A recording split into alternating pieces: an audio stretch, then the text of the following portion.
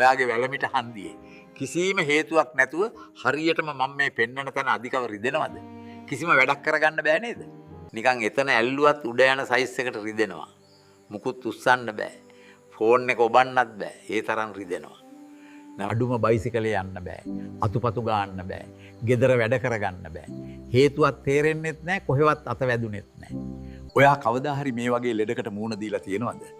එහෙම නැත්නම් ඔයා දන්න කෙනෙක්ට තියෙනවද? එහෙනම් ෂෙයා කරලා බලන්න. ඔව්, මේ ලෙඩේට හේතුවක් තියෙනවා. හැබැයි ගොඩාක් රෝගීන් අපි ළඟට එන්නේ ඔය ලෙඩේ හැදෙන්න හේතුවක් නෑ කියාගෙන.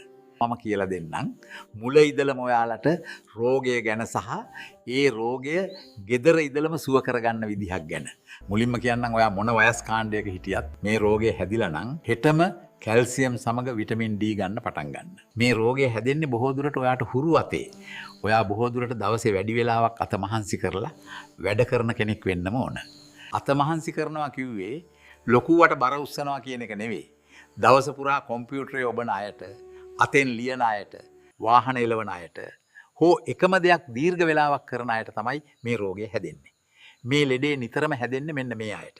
ඉලෙක්ට්‍රීෂියන්ස්ලට, ගුරුවරුන්ට, මැකනික් වැඩ කරන අයට, ඩයිවර්ලට, කොම්පියුටරේ ඔබන අයට ඇතුළු දවස පුරා අත වෙහෙසන අයට මේ රෝගය මං මුලින් පෙන්නපු ෆොටෝ එකේ තියෙන පොඩියට ඉස්සුන තැන පොඩි ඉදිමීමක් තමයි තියෙන්නේ. ඒ අධික වෙහෙස නිසා.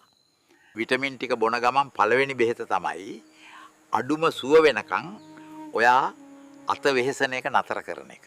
මොකද රෝගය හැදෙන්න ප්‍රධාන සාධකයේ අත වෙහෙසන එක නිසා රෝගය හැදෙන දේ කර බෙහෙත් බදින එක තේරුමක් නැහැ.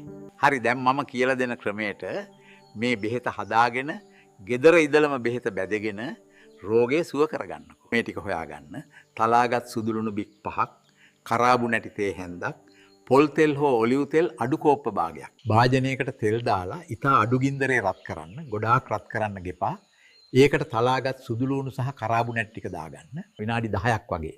සුවඳ එනකන් මද ගින්දරේ රත් කරගෙන ලිපෙන් බාගන්න. මිශ්‍රණය හොඳින් නිවුනහම පෙරාගෙන පිරිසිදු වීදුරු බෝතලයකට දාගන්න. පාවිච්චි කරන්නේ මෙහෙමයි. ඔයාගේ රිදෙන තැන හොදට කාට හරි කියලා විනාඩි 5ක් වගේ ගාගන්න. තද කරලා ගන්න ඕනේ නැහැ. ඉන්න අනතුරුව ගෝස් කෑල්ලකට තෙල් ටිකක් පොගවලා එතනට තියලා බැන්ඩේජ් කරගන්න. ගොඩාක් තද වෙන්න බදින්න එපා. ඔයා නැවත බෙහෙත් බදින්නේ අනිත් දවසේ හවසට. හැමදාම හවසට බෙහෙත් බදින්න. මේ බෙහෙත රට ඉන්න අයටත් හදාගෙන කරගන්න පුළුවන්. දවස් 2කට වරක් පමණක් උණු වතුරෙන් සෝදන්න. රෝගය සුව වෙනකම්ම බදින්න.